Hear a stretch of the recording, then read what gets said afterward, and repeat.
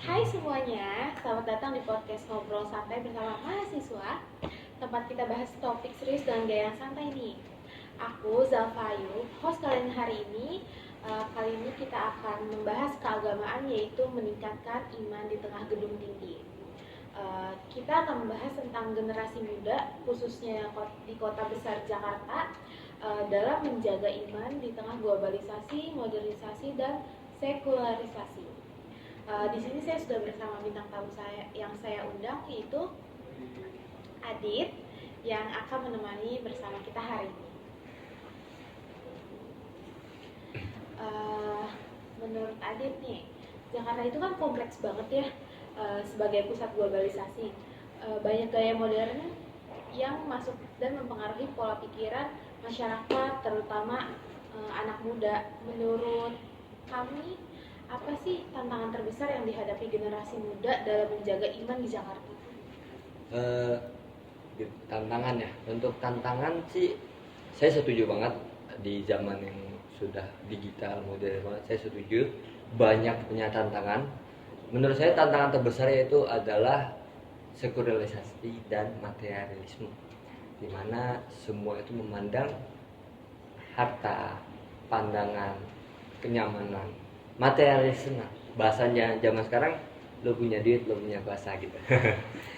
Di mana di Jakarta ini menawarkan gaya hidup yang serba bebas dan permisif. Jadi maksudnya serba bebas itu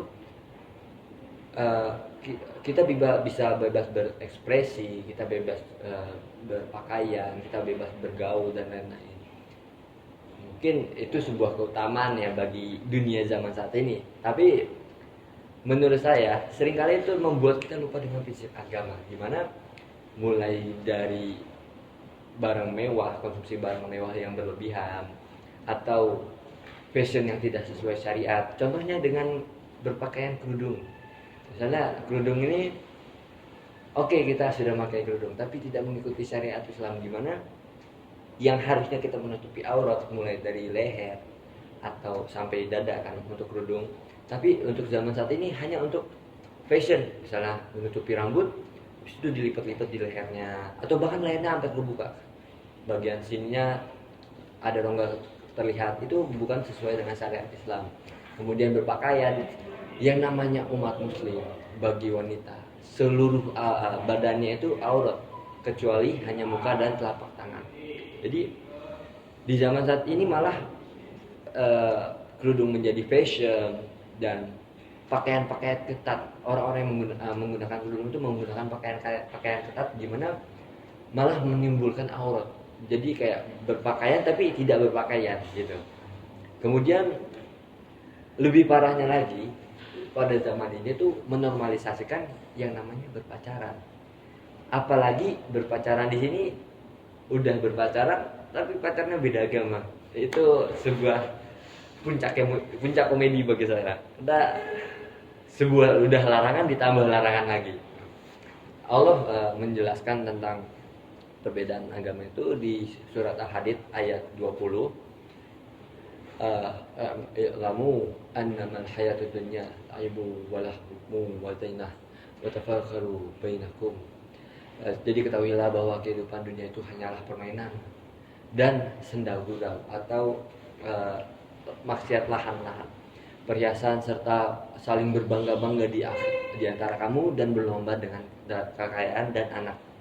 Jadi udah terlihat di zaman saat ini, anak lu apa sih? Anak gua PNS nih gitu. Jadi selalu membanding-bandingkan, saling berlomba-lomba dalam dunianya dan berlomba-lomba dalam hartanya.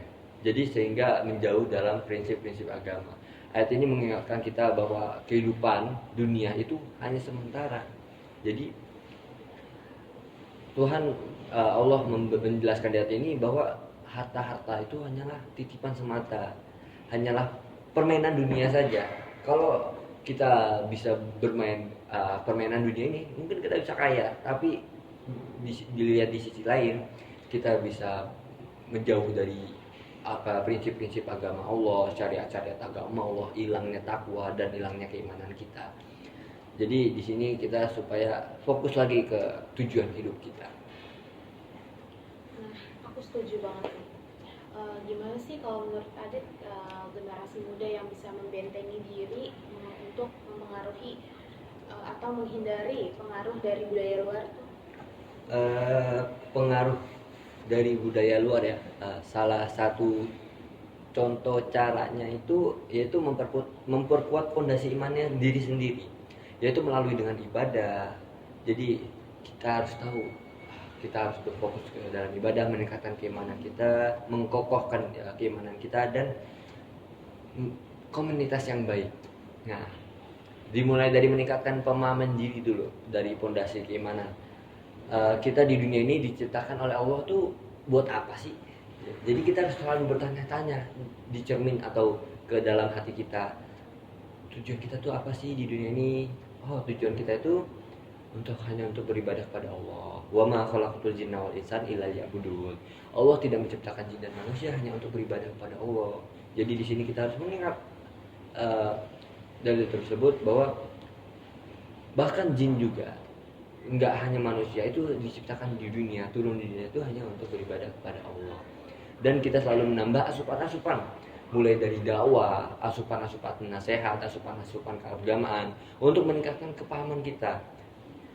Bahkan yang sudah paham pun tetap butuh asupan-asupan untuk menjaga keimanan kita agar tidak berubah dari jalan yang benar, tidak melenceng dari jalan yang lurus.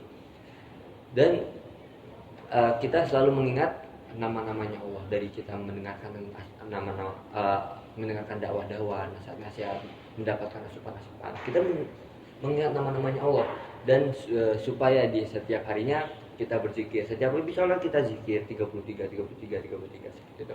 Nah, dan yang terpenting itu juga dari lingkungan yang bakal mempengaruhi kita, atau komunitas-komunitas, atau bahasa sekarang tuh apa? Circle ya. Oh, circle ya.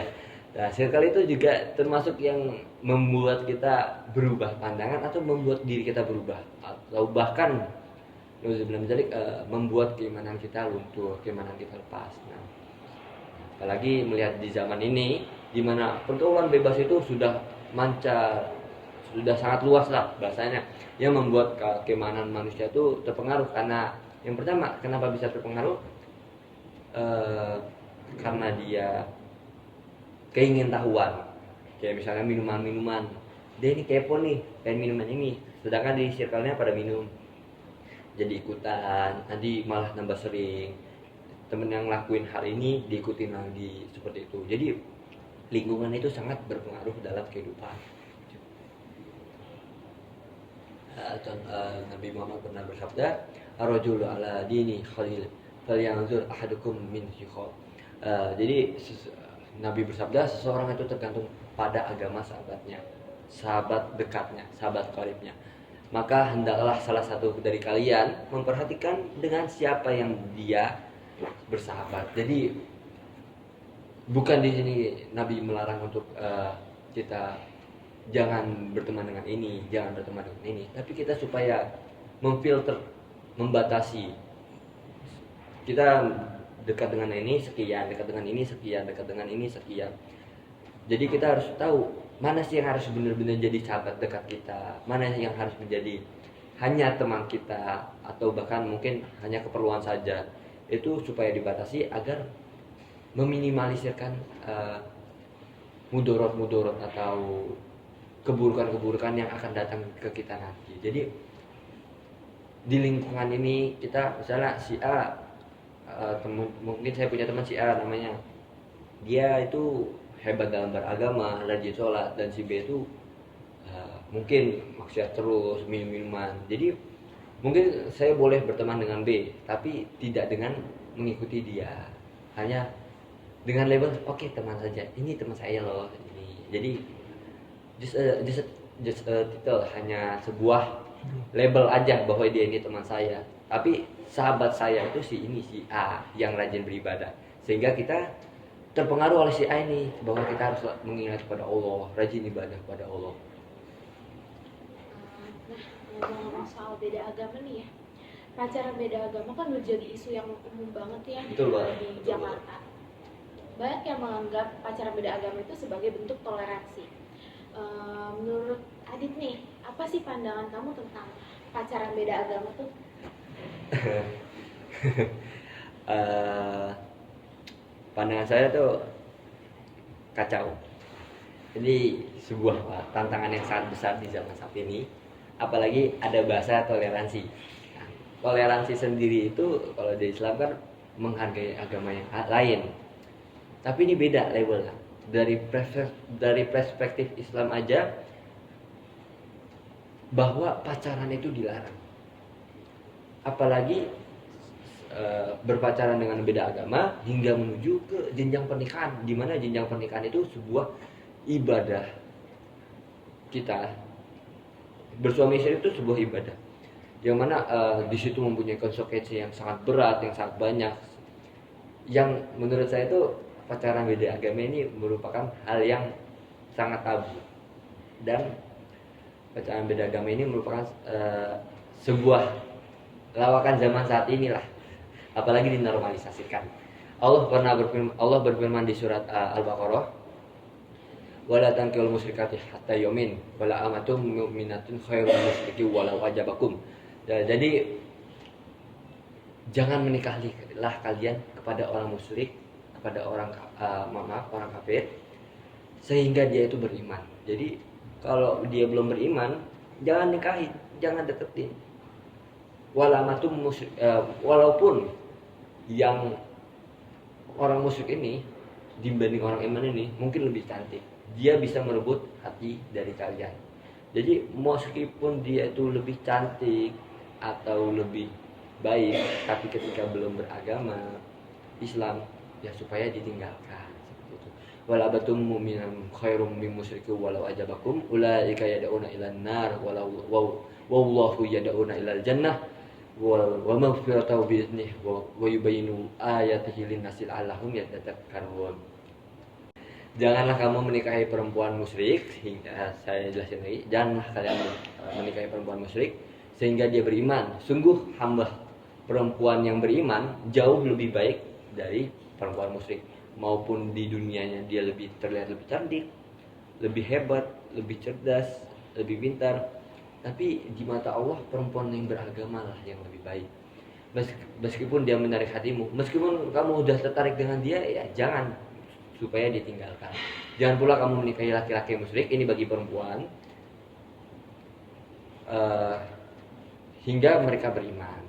Sungguh hamba laki-laki yang beriman jauh lebih baik daripada laki-laki musyrik yang menarik hati kamu. Jadi sama seperti yang perempuan tadi, meskipun laki-laki itu lebih tampan, lebih kaya, lebih hebat, mempunyai kekuasaan dan lain-lain, di mata agama, di mata Islam, di mata Allah itu yang beragamalah, yang lebih paham agamalah yang lebih baik.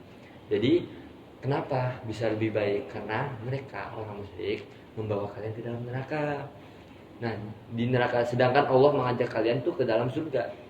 Ya kita pasti mau ke dalam surga dan ampunan dan izinnya Allah. Jadi kita di dunia ini kan berharap izinnya Allah, surganya Allah.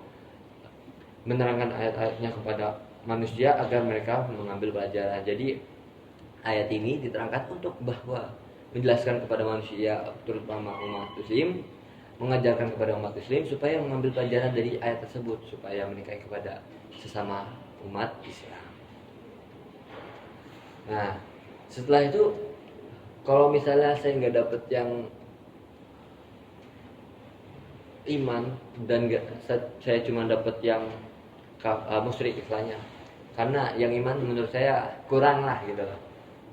Jadi saya takut nikah lah, karena dibatasin, ya jangan takut.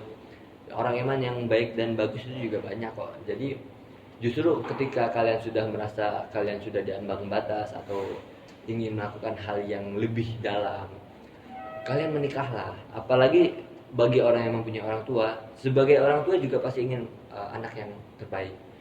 Contohnya dengan menikahi anaknya agar menjauh dari perbuatan zina. Kalau misalnya belum mampu, ya puasa saja terlebih dahulu, puasa sunnah. Nah, wankihul ayama minkum wassolihin min ibadikum wa imamikum yakunu fuqara yuhnimullahu min fa'li wallahu wasi'un alim. sorry agak lupa dikit. Nikahkanlah kalian bagi orang-orang yang masih membujang. Jadi orang-orang yang membujang supaya dinikahin, dan orang-orang yang mampu atau layak untuk menikah, dan hamba-hamba laki-laki maupun perempuan. Jika mereka miskin, Allah akan memberi kemampuan kepada mereka dengan karunia-Nya. Allah maha luas, lagi maha mengetahui. Jadi Allah memerintahkan pada laki-laki dan perempuan yang sudah mampu, yang sudah layak, supaya menikah. Dan ini juga ditujukan kepada wali atau orang tua, supaya ketika melihat anaknya sudah beranjak dewasa, mungkin sudah usia nikah, jadi nikahin aja, nggak apa-apa. Atau dia mau cari sendiri, dicari sendiri. Mungkin kalau pilihannya tepat, dinikahin seperti itu. Jangan sampai dia melakukan hal-hal yang membuat dia menjual surganya dia, atau berzina dan lain-lain. Itu jangan sampai. Nauzubillah. Hubungan yang tidak sesuai dengan syariat Islam itu bisa menjauhkan kita dari Allah. Bahkan bukan hanya menjauhkan, apapun perbuatan kita, amalan kita, selagi kita tidak bertaubat dalam konteks pacaran ini ya, itu akan membuka pintu neraka bagi kita, yaitu dengan zina. Zina ini kategorinya tuh banyak, bukan toh cuman gitu doang, tapi mulai dari berbicara yang berlebih, pandangan yang berlebih, pegangan tangan yang bukan mahramnya, itu juga termasuk zina. Bahkan chattingan pun yang mungkin dilihat sepele, chattingan dengan lawan jenis yang berlebih, itu juga merupakan zina. Padahal Allah sudah mengingatkan di dalam surat Al-Isra ayat 32, wala taqrabuz zina innahu kana fahishatan wa sa'a sabila. Sesungguhnya kalian jangan mendekati zina, maka sesungguhnya zina itu adalah perbuatan yang keji dan suatu jalan yang buruk. Di sini kalau kita perhatikan lebih dalam dari ayat ini, di ayat ini bukan melarang untuk melakukan, bahkan ayat ini melarang kita untuk mendekati. Mendekatinya di sini itu bahwa kita benar-benar jangan dekat-dekat. Jangan dekat-dekat tuh kita harus membentengi diri kita. Jangan mendekati doang. Bahkan di ayatnya aja mendekati aja nggak boleh, apalagi kita melakukan. Misalnya seperti berpegangan tangan, melihat pandangan yang bukan punya milik kita. Seperti melihat aurat-aurat perempuan lain itu bukan merupakan hak kita. Meskipun mereka yang membuka, tapi kita bukan hak kita. Jadi oke lah kalau pandangan pertama misalnya saya lihat si A nih cantik banget, misalnya badannya lumayan mantep lah gitu, saya lihat langsung dipandang aja di paling kanan. Kemudian di pandangan kedua ketiga jangan diteruskan, karena itu merupakan zina. Jadi menurut Adit tuh gimana sih solusinya? Untuk solusi itu sebenarnya banyak ya, jadi saya rangkum 3 aja. Yang pertama, solusinya itu kembali ke prinsip Islam, yang mana mengutamakan kesucian dalam hubungan. Mengutamakan kesucian dalam hubungan itu melalui jenjang pernikahan, melalui hal yang halal, mengikrarkan janji, orang tua saling merestui. Jadi apa yang dilakukan ke depannya itu tidak zina, yaitu sudah halal. Kemudian yang kedua, memperbanyakan edukasi tentang pentingnya pernikahan. Pentingnya pernikahan itu bukan hanya nikahnya saja, tapi kedepannya, karena pernikahan itu ibadah sampai akhir hayat selagi tidak cerai, supaya dipahami kembali bagaimana menjadi suami yang baik, bagaimana menjadi istri yang baik, bagaimana menekuni, bagaimana kita merawat istri, bagaimana istri merawat suami, bagaimana kewajiban istri dan suami, dan banyak lagi halnya yang supaya kita ketahui. Makanya kita perlu belajar edukasi tentang sehatnya pernikahan di dalam Islam, seperti itu. Kemudian yang ketiga, menjaga pergaulan agar tetap dalam batasan syariah. Di poin ketiga ini juga merupakan poin yang sangat mahal, karena menjaga pergaulan itu juga bisa menjauhi kita dari perbuatan zina, menjauhi kita dari larangan-larangan, karena pergaulan bebas itu banyak sekali maksiatnya dan tidak ada manfaatnya kalau di pergaulan bebasnya. Mungkin kalau dari koneksi oke lah, tapi kalau hanya sekedar koneksi kan nggak harus sampai segitunya. Jadi kita harus menjaga, mulai dari menjauhi dari orang-orang yang minum, mabuk dan lain-lain. Mungkin berteman oke, tapi jangan sampai berlebih, jangan sampai batinnya mengikuti mereka. Kemudian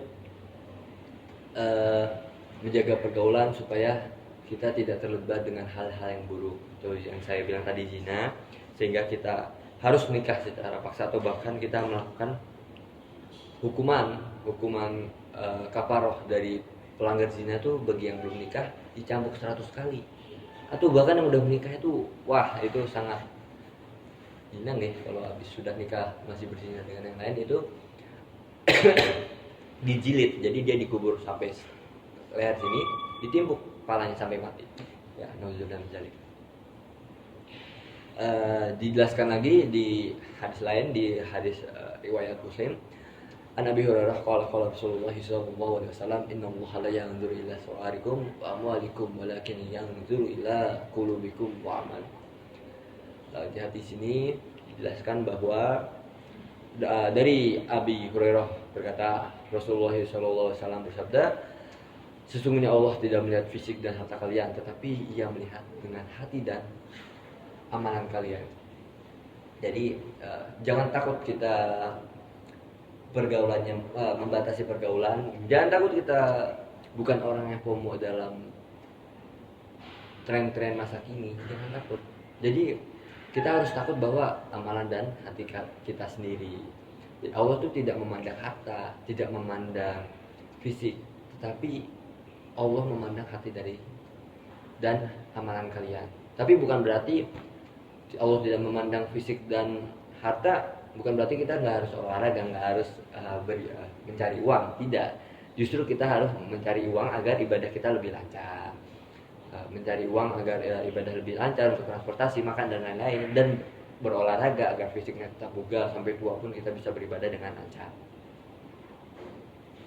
Jadi diingatkan kembali kita bahwa supaya bahwa nilai manusia itu di sisi Allah tuh bukan dari penampilan, jadi dari ketakwaan hati kita, dari keimanan kita. Jadi enggak toh penampilan kita ganteng maka Allah menilai tinggi kita, harta kita banyak Allah akan menilai tinggi kita, bukan seperti itu. Jadi praktis itu gimana sih biar kita bisa membatasi diri kita agar tetap bisa sehat secara rohani itu? Praktis ya, praktisnya agar tetap sehat secara rohani. Yang pertama kurangi nge-scroll TikTok, sosmed lebih dari 2 jam. Saya juga mungkin masih 2 jam lebih ya. Tapi di sisi lain kita perbanyak membaca ayat Al-Quran, atau minimal kita buat peraturan jalan hidup kita minimal sehari 3 ayat, atau mulai mengurangi scroll sosmed. Karena yang dilihat sosmed kan yang tren-tren atau yang bikin kita ketawa, tapi selebihnya kan tidak ada manfaatnya.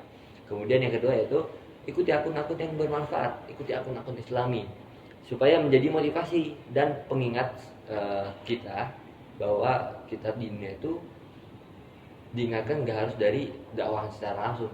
Banyak kok dari sosmed yang keagamaan yang mengingatkan kita bahwa sholat itu penting, sholat itu wajib, berpuasa itu wajib, dan lain-lain. Sunnah-sunnah itu banyak, melakukan ibadah-ibadah lain itu juga banyak. Larangan perintah-perintah itu juga di sosmed itu banyak. Tapi diingatkan kembali bahwa kita harus mengolah berita-berita atau informasi-informasi yang ada di dalam sosmed. Yang ketiga yaitu menggunakan media sosial seperti TikTok, Instagram, Facebook dan lain-lain, supaya menyebarkan kebaikan, tidak mengakibatkan kerusuhan, tidak menggunakan kata-kata yang buruk dan lain-lain. Jadi media sosial itu juga bisa bermanfaat, media sosial itu juga bisa berpositif selagi penggunanya positif. Mungkin ini pertanyaan terakhir dari saya ya. Ya. Gaya hidup bebas di Jakarta kan juga sering dikaitkan dengan mengonsumsi minuman alkohol, terus hiburan malam. Apa sih pandangan kamu tentang gaya hidup bebas di Jakarta tuh? Gaya hidup bebas di Jakarta tuh emang sudah melampaui bebas ya. Soalnya sudah kebanyakan orang Indonesia mengikuti gaya-gaya luar, gaya-gaya barat atau Eropa. yang mana alkohol itu merupakan hal yang lumrah. Padahal di sisi lain, di sisi agama itu sudah jelas bahwa alkohol itu dilarang. Allah berfirman di surat Al-Maidah ayat 90, ya ayyuhallazina amanu innamal khamru wal maisir wal ansab wal azlam rijsam min amali syaitan fajtanibuhu la'allakum tuflihun.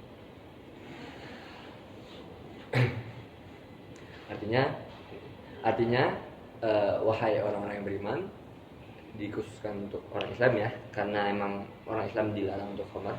Wahai orang-orang yang beriman, sesungguhnya meminum khamar, berjudi, menyembah berhala atau berkorban untuk berhala, mengundi nasib dengan panah, atau yang zaman sekarang itu judi atau judi online, judi slot, adalah termasuk perbuatan syaitan. Maka jauhilah perbuatan-perbuatan itu agar kamu mendapatkan keberuntungan. Allah melarang kita untuk meminum khamar.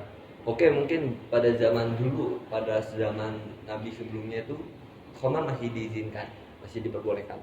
Tapi melihat negatifnya khamar, seiring berjalannya syariat-syariat Islam yang makin sempurna, khamar itu dilarang karena mengurangi kekhusyuan dalam beribadah dan dapat menyebabkan mudarat-mudarat lainnya, seperti dengan adanya mabok, kita dengan lawan jenis kita bisa melakukan zina dan lain-lain, atau bahkan kita bisa membunuh seseorang dengan keadaan mabok.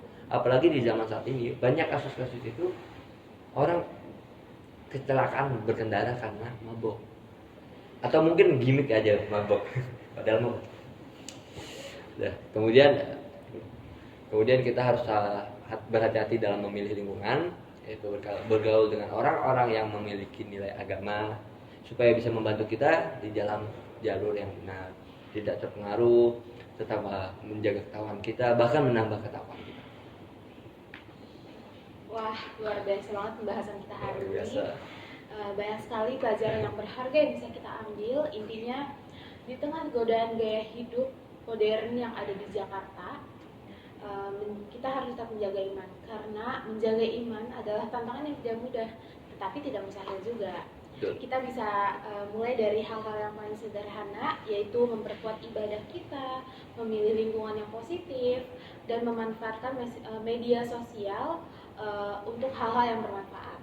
Seperti yang disampaikan oleh tamu kita tadi, Allah selalu melihat hati dan amal kita, jadi fokuskan hidup kita untuk mencari ridhonya. Terima kasih banyak kepada Adit atas waktu dan ilmu yang diberikan hari ini. Terima kasih kepada Adit atas waktunya hari ini. Semoga kita semua terus belajar dan meningkatkan keimanan kita. Untuk teman-teman yang mendengarkan podcast ini, semoga podcast ini bisa menjadi pengingat untuk kita semua agar tetap teguh di jalan yang benar, meskipun dikelilingi banyak godaan di dunia ini. Sampai jumpa di episode berikutnya. Jangan lupa di-share podcast ini ke teman-teman kalian. Assalamualaikum warahmatullahi wabarakatuh.